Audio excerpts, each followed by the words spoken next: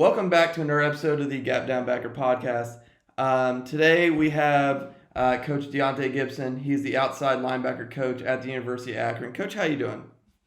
I'm good, Nick. How are you doing? I'm doing pretty good, Coach. I appreciate you coming on. As we kind of talked before, you came. Actually, we talked the past couple weeks. We're going to talk a little pass rush and use of hands today. But before we get to that, how did you end up at Akron? Let's start there. So I was originally I'm a Cleveland guy. So just kind of a backstory with me and the staff here is I played at St. Ed's. And so what we used to do is we would have our mini camps in the summer.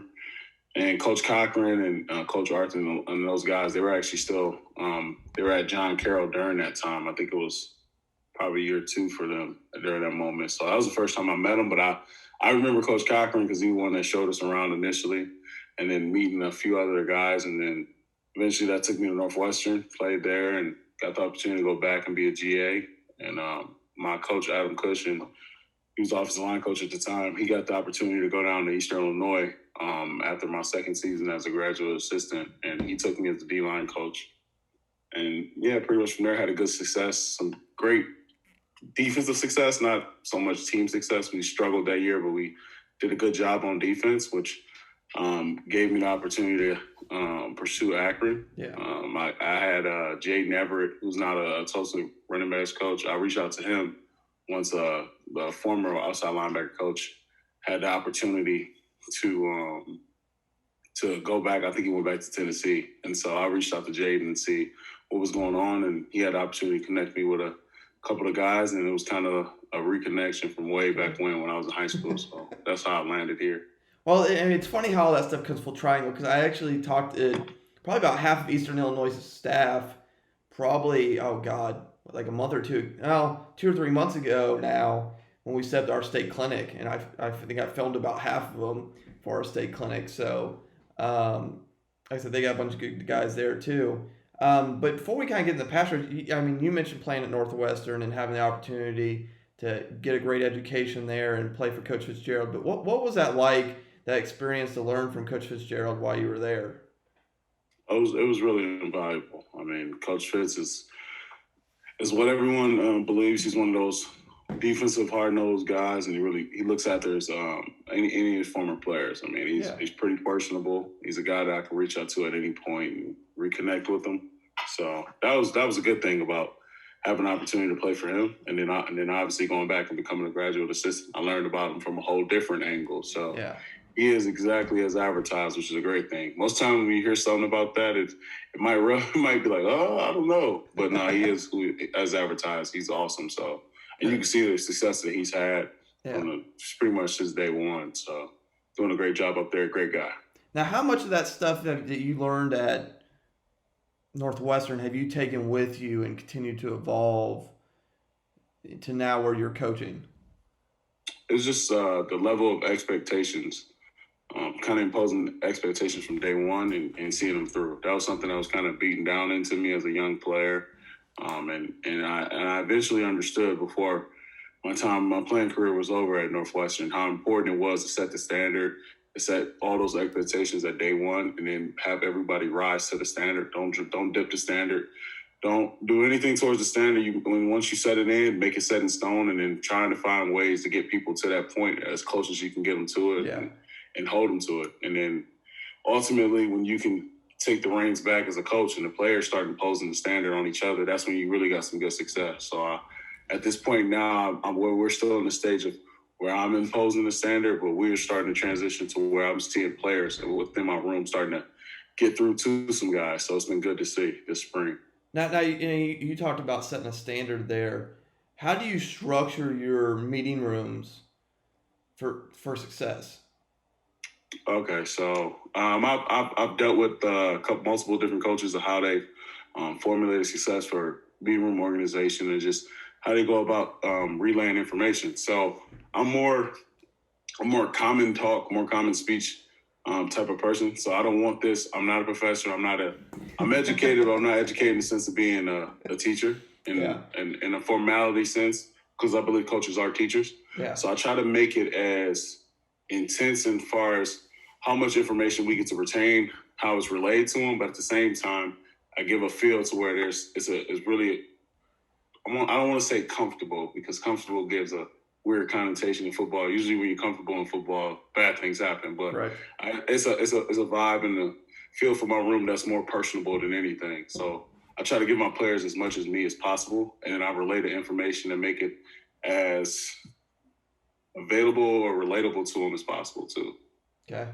Now, and then, like I said, now we won't kind of get into it. Like, I personally believe one it's not that necessarily poorly taught, but I don't think that it's executed as well. Obviously, I one of the biggest focuses in high school football is still stopping the run, but at the same time you have to be able to defend the pass, and I think pass rush and hand usage are probably two of the things high school kids struggle with the most, from my experience. Obviously, there's kids that excel at it, but I'm just saying the everyday high school kid, that even the kid that might not go play college ball, or the kid that goes play Division III, that's what they struggle with.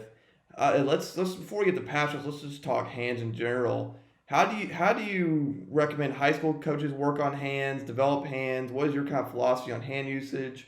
Let's just kind of go into that. So the first thing that I think the biggest point is start from the ground up. I think hands are important. I think they're extremely important, but I also think they're a little overrated.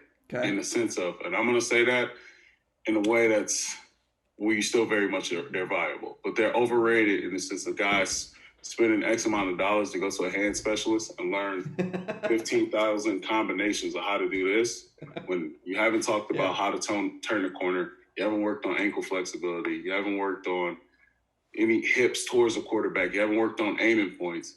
So it gets confusing when you lead with the hands, but you forget the most important parts, because you train in the weight room for 8 or 9 months to help translate power and speed on the field. And the first thing everybody thinks about is their hands and pass rush, and they forget all the work they've done before. So I kind of work backwards. I think hand usage is important. I think hand activity is more important, because hand usage in pass rush isn't violence, it's precision. And it's efficiency. So guys that are really good with their hands tend to use the same move over and over. So if you're a swipe guy, you continue to swipe through the motion of your rush. So a lot of it, just a long-winded answer, is I love to use hands, but I start with the feet first work with the hands. So let's hit in that a little more then, because if the feet usage is the more important part of your developing a pass rusher, what are your main coaching points there? And then how do you develop that from the meeting room to the field? Absolutely. So I start with for me, is a 2x2 attack point. I know a lot of coaches usually is pretty standard for 2 yards outside, 2 yards back behind the outside leg of offensive tackle if it's a tackle. And then 2 yards right outside of it is that aiming point or the point of contact, in which you should expect something to happen. Either offensive tackle's going to jump out, he's going to set vertically on that spot, or he's just going to give you a smooth set where you got to pretty much get them off the spot, make them uncomfortable. And the fastest point in which you can get to that and make them uncomfortable is better. So I start with from there. The stance, I like to do a sprinter stance, or more so a heavy shin angle. Kind of the one thing my former GA, he's now at South Alabama, he kept harping on shin angle, which I really like the term of saying that, but because it goes back to my training when I was working on combine drills, working shin angles, how to really bend and turn depending on the depth of your shin angle. So I'm really preach that in their stances, to get a fine shin angle, almost over the toe, a true sprinter stance, and they get out. From there, exploding through their hands and hips, their hips and their feet, and to get to that point of contact. From there, you want to get all movement is toward the quarterback. So as important it is to rush the person that's in front of you, that's blocking you, it's more important to relate your rush to who you're actually getting after.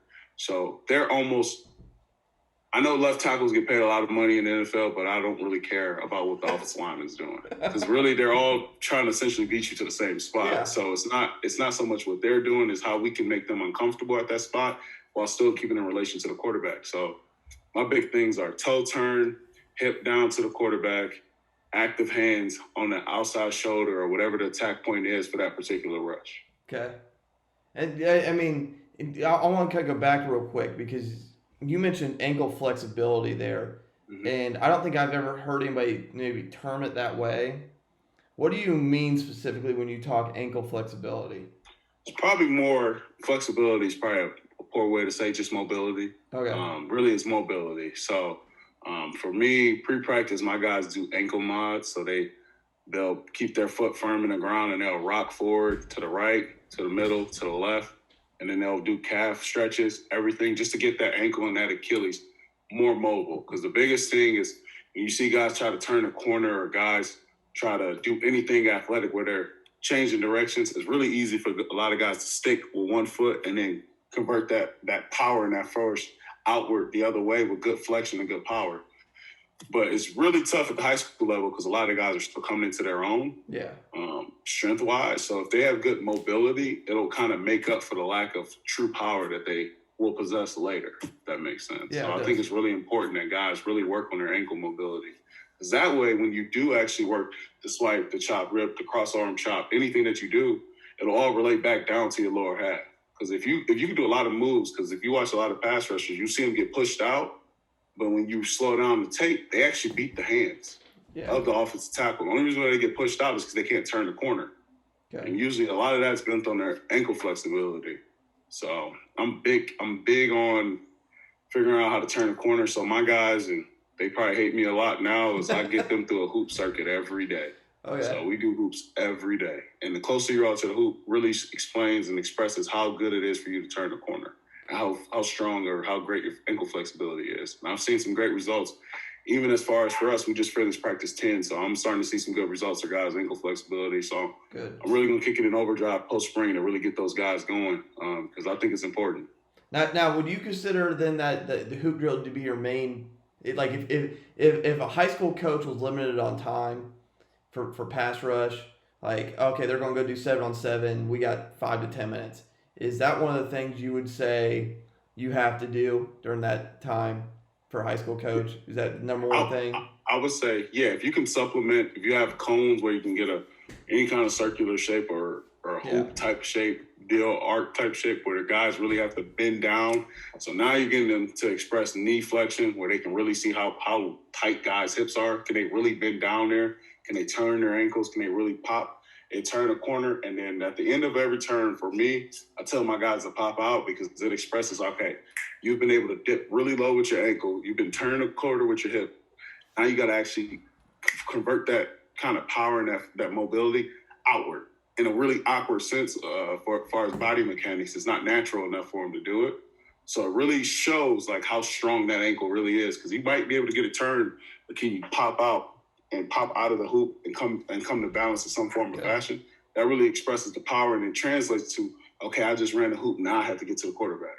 Yeah. So I think if you're a high school coach, I think you should work the hoop as much and as often as you can, and also incorporating a bag drill with it. So now you can work the hands along with all that. So the bags make sense to me once guys actually learn how to run a hoop. Because the first thing that guys do with the bags is they whack it with as much power up here and forget everything down low. Yeah. So I think the bag essentially teaches bad habits if you don't have those lower body mechanics down. So I really try to not lead with the bag. I think early on as a GA, I thought the bags were so important until I really looked at my guys' hips and their feet and how they were doing stuff, and it was a little backwards. So I started to think of the kind of process and pass rush is working from the ground up. Okay. Now, so you and then how that we talked our ankle flexibility, moving on to more hip oriented. How do you obviously the hoop works multiple things, but you talked about some of the calf raises and stuff you do to help warm up the legs and the ankles. How else are you working hip flexibility and hip movement throughout practice? That way, your guys can understand about flipping the hips and swinging. There you go. So after I get done with the hoop, even before the hoop, we have a bag drill warm-up circuit where I'll put 3 agile bags out, and I'll put a cone at the top of the agile bag. So they'll go through the bags normal, like a normal speed through 1 foot at each hole. And once they get to a cone, I express I'm at the top of the cone about 3 yards back, and I'm expressing down, left or right, and they have to convert there downward in the same way. So I'm kind of working those pass rush mechanics to change the directions, to dip in the hip, going there with different drills within the agile bag. So I'll start with the speed through the bag, the shuffle flip down on the bags and kind of going that way. So that's another way for me. I work through the hips. And the first day I did it with some of my guys, it really revealed how stiff some of those guys were. Because it's really tough to side shuffle facing left all the way through each bag and then convert down to the cone. So you have to flip yourself square to then flip back down whichever direction that I'm pointing. So that's another way I kind of get those guys, some of those pass rush manufactured reps, because there's only so many reps you can get in practice. That's another way I kind of manufacture those reps, as well as giving them an opportunity to work on some of that hip flexibility. Okay. And then the other thing I want to do, I mean, because you mentioned like 3 different moves you could do there, is how much do you, how do I word this, when you're teaching moves your kids in terms of speed rushes, bull rushes, whatever type of rush you want to give, how much freedom do you give them and variety of moves they have? What do you tell them on, okay, you get good at one, you develop a counter to that? Like, is there specific ones you prefer your kids to use, or is it vary depending on the athletes you have at the moment? I think it's a little bit of all that, not to give you a very dry general answer. I think a lot of it's, first part is, okay, what type of kid are you? Are you a quick twitch guy? Because now that opens up a couple different moves. Are you more powerful? Are you a more powerful rusher? Because now I'll introduce you into that lane. But I cross-train everybody with speed first, because I want them in their minds, especially from the outside linebacker perspective, is yes, I want us to be very powerful, but at the same time, we're not 3 techniques. So I don't need them power rushing the entire game. Yeah. So I want them to get that initial jolt thought in their mind, because that sets up anything anyway. So I cross-train with speed, but then I'll lean more towards the long arms and start general with just a long arm as a power rush. A speed to power, 1-2, bow right into the guy with the long arm. And then from the power rushes, I'll get into a long arm chop. So just stab, chop. And then I'll get them into a long arm club, or long arm club, long arm lift, long arm pull. So now you're getting some of the counter moves off of that, just simply off of some of the basic things that you've done with the power. And the same thing revolves around speed to power. Just for me, I think it's a lot of it's being quick to contact and also quick to getting out of it. Because it's great to get a pressure, but it's always better to get a sack. Yeah. I think a lot of kids get caught up with pushing a pocket and forgetting to get off a block. Pushing a pocket is awesome, but it doesn't reveal anything if the quarterback's still able to release the ball, because at that point, their guys still have a chance. I want to relinquish any aspect of a chance they have once we're rushing. So I'm more hits than pressures. Either you get a hit or you get a sack. Pressures are great if he's throwing it out of bounds, but pressures suck if he's still completed down the field. You know what I mean? So I get you. Yeah, so I'm a big fan of completing everything. Now you mentioned the long arm as your base, and you kind of build off of that. How do you teach the long arm to your kids, and then how do you practice that as you go through? So I think the long arm kind of formulates what you do in a run game. Yeah. Because you keep that inside arm into the sternum, the outside arm into the armpit or the pec of the offensive tackle, offensive guard, and you're driving on that normally. That's what you normally do. So now I'm just relinquishing or taking away that outside arm, and I'm just really working that down hand strong motion. So I really, really harp on that once we get into actual run game stuff. So I set up the long arm move via the run game. Because it's something they naturally do anyway. But now I'm just getting them to extend out on purpose. Now I'm just making it a little bit easier for them when they get in the pass rush, instead of them feeling like, okay, I'm just bull rushing this guy. The long arm makes them feel a lot cleaner, a lot smoother off the edge. And it keeps them, and again, it keeps those guys at bay, and it gives them a little more flexibility. Okay, now I can lift it. I can pull it, or I can club it out. I can be a little more versatile. So that's kind of how I formulate the long arm with my guys. We'll walk through it in a pre-individual, which we'll have kind of built into our individual meeting. So we'll actually walk through the guy getting a good shock, offensive lineman's hankering down. So now we got to lift or club through or pull him through, either one. So I kind of just build it that way. Okay. And then the other thing I should have hit on earlier, and you mentioned aiming points. I mean, what are your key points when you're talking about that? Because I think that's another coach thing at our level. Yeah, I think the biggest thing is if you tell a guy be 1 to 2 yards outside of the outside foot of the target, and you're on point. That's the point of contact. If you actually get off the ball at high velocity, that's the point in which the offensive lineman has to make a decision on, am I going to continue to set, or am I actually going to give you some hands? And if he continues to set heavy, now you got to start to think speed to power. And if he gives you some hands, now you got the combination of hands that we kind of work through individual. But the biggest thing is just aligning for success in regards to just being in that 2x2, I call it, off of the offensive tackle if it's a pass rush situation. And then generally we like to be outside shade of guys and rushing half a man. We like to set edges on half a man. So we also want to be in a position to play the pass rush, convert the pass rush the same way. Okay.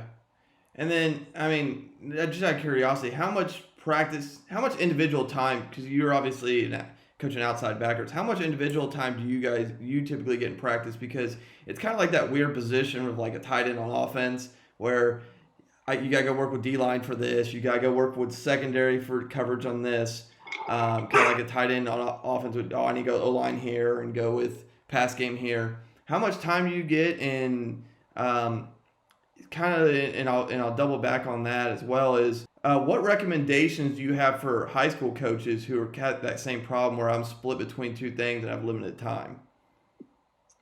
So for us, we get about, during the season, I'll probably get 15 to 20 minutes individual. And then from there, I'll try to express some of those quick drills. I make them. So now in spring ball, I get about 6-7 periods individual. So I can space it out a little cleaner. But during the season, I'll reduce some of those drills to about a minute and a half to get more product, get more high intensity, less reps, and then pick them up in team because we'll actually get more team reps there. But I think the big thing is you got to divide the day up well. Mondays we do corrections and walkthroughs, and Tuesdays it'll be your first down days, your heavy run days. So that since my individual's more geared towards, okay, how can we stop the run for this particular opponent? So doing more run heavy drills, but also never neglecting those eyes, ankles, hips, and feet that we start off with. Those drills are my EDDs, everyday drills. Those will be at least the first 5 minutes of individual. And then from there, building out your individual based off of the day. So for mine, on a Tuesday, will be more built on run game, but not neglecting those little drills that I know will really help give them that extra bump in pass rush. And then I'll end off an individual with some form of a pass rush drill, just so that my guys are always thinking, okay, we're one of the more agile and more athletic guys on the team, so we got to be more pass conscious than anybody. Because you don't build a 3-4 defense for non-pass rushing outside linebackers.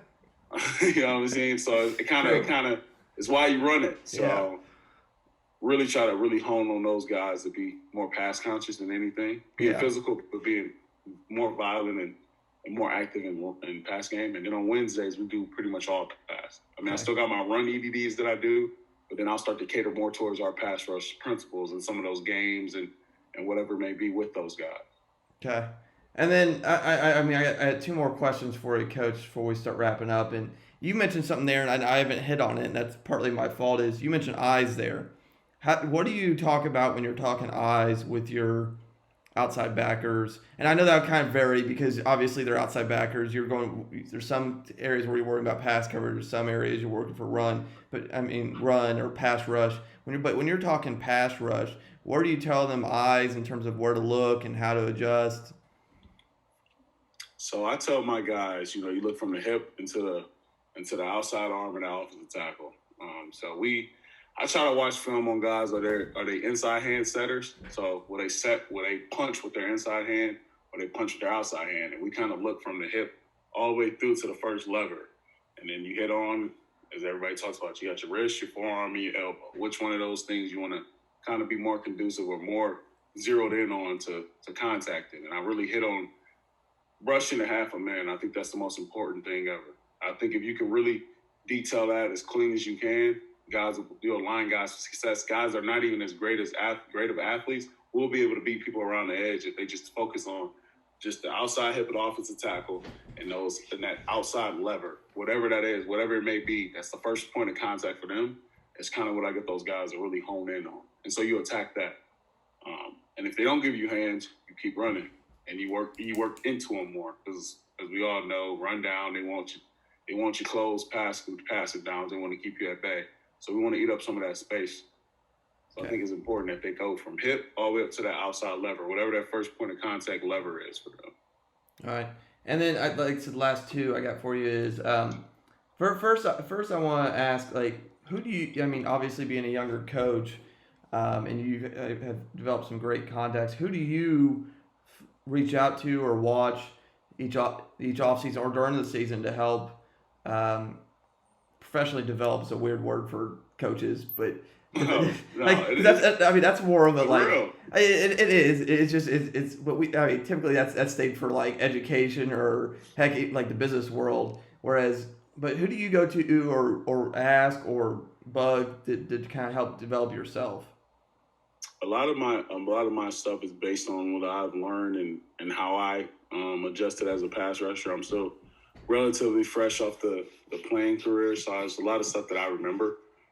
But that's my basis of knowledge. But then I've really leaned on some of the former players that I've either been able to coach with, or guys that are achieving now. Some of my great friends are in the NFL. Some of the things that they've been taught by some of their D-line coaches and what they've been seeing from the guys that our guys typically just want to be like. They strive to be in the NFL, so I lean on NFL players. Okay, what do you see? How do you formulate your pass rush plan? What do you guys go through to kind of make yourself a little bit better? And then from there, if it's something that's more conducive to what I can provide for my players, I adapt to it. And if it's something that's not, I still take heed to it and I put them on tape. So one of my guys I lean on a lot is my guy Fidio Dennybo. He's now with the Giants now, so I'll be really interested with Coach Spencer because he was at Penn State. So I used to watch Penn State a good amount too because he did a great job there as a defensive line coach. So I'll watch some of his stuff. For me, last year, a lot of the stuff I looked at was from the Vikings. And then this year, I'm still going to keen in on the Vikings because I think Coach Patterson is awesome. But I'm also going to lean more towards what the Giants do because I do have an admiration for what Coach Spencer was doing when he was at Penn State. And so my guy's there now, so I'll lean on him. And I got a couple other NFL guys that I reach out to throughout the year and see how they look. And I had the opportunity to pursue it during my playing career, so I check out the defensive line coach that I play for. He's at the 49ers now, so I watch some 49er tape just to see what those guys are doing with their hands, their hips, and their feet. Okay. And I just remember some of the stuff he taught me that I still got down in those notebooks. So, yeah, I try to lean on the league, man. I think the league's important. Yeah. If you want to get to the league, my guys want to get to the league, I got to learn how those guys are working so that I can get them there. And then last question kind of builds off of that because that's obviously who you talk to and lean on. But what does your off season look like in terms of, okay, this is what we did well, this is what we did bad, this is what we need to prove, obviously, and this is how I can help scheme wise, and obviously you guys have some great resources up there, like we talked before we came on. I talked to Rich the other day, who does a lot of that data and analysis stuff for you guys. But what is your specific process for, okay, I'm gonna go back and look at, it could be your coverage drops, your pass rush, your run game engagement. What does that process look for you in terms of, okay, this is what I taught well, this is what I need to work on teaching and improved teaching? Some of the things I do, I evaluate practice every day. So if a drill didn't translate, I throw it away, or I'll tweak the drill. But if it completely doesn't kind of produce some sort of level of understanding to help guys play fast, I eliminate it. And I think the biggest thing I evaluate is how are my guys playing versus what I'm teaching them in individual. I don't know. I'm not a arrogant guy. I don't think that great highly of myself, but I think I'm confident enough to get those guys to a level in which they can play at a great clip.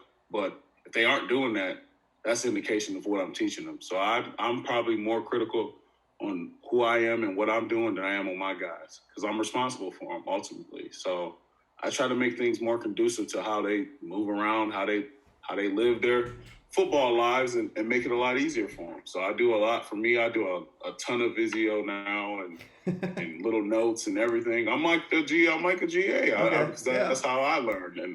And I think a lot of that and giving them little cut-ups here and there when they need it and kind of meeting them in the learning process. I think the biggest thing as a coach is it's less about me and it's how much can I do for them.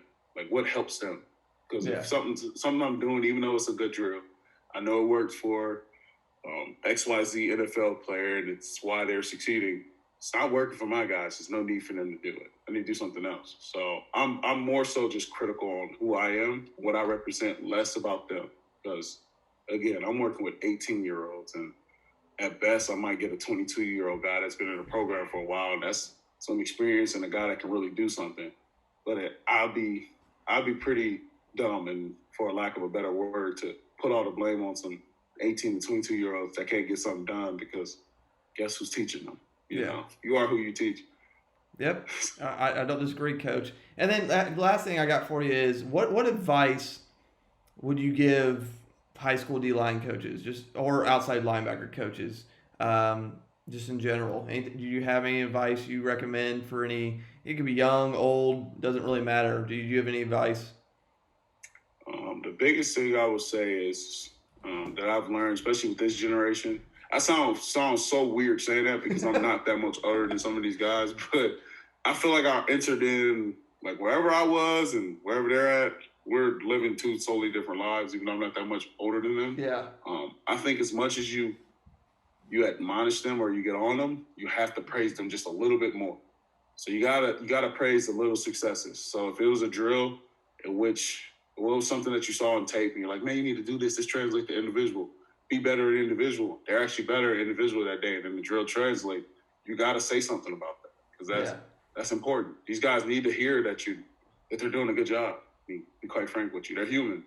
As much as we want to be, they want them to be gladiators, be super tough, and be hard nosed and everything. At the same time, you gotta take care of them. You gotta tell them they're doing a good job, which I think is important. I don't think you need to blow smoke up on them, because you don't want to give them a false sense of who they are. But at the same time, when they do something great, you gotta love them up. You gotta love them up, and you gotta let it go and do it again. Same way that if they mess something up, all right, get on them. All right, now let's fix it. Kind of move on. So kind of giving them that mindset of like, yeah, I can do this, and yeah, I messed up, but it don't matter. It kind of works twofold. Coaches, that was another episode of the Gap Down Backer podcast. Please not only check out our sponsors and affiliates below, but also please, Coach's Twitter is below. Give him a follow. Reach out to Coach. Coach is fantastic. He got back to me almost immediately. So if you have any questions for him or want to keep an eye on what they're doing up at the University of Akron, please, like I said, give him a follow. Give their other coaches a follow. Check them out. Again, check out our sponsor affiliates. Again, if you want, whether you're watching the video or listening to the audio version, the tags will be in the bio. So if there's any point in this specific conversation you want to look back at and re-listen to or watch or however you want to do it, please go down there, check that out. And otherwise, like, subscribe, share so other coaches can find Coach and kind of listen to kind of what he was talking about and help develop pass rushes for high school and college coaches. Thank you, and that was another episode of the Gap Down Backer podcast.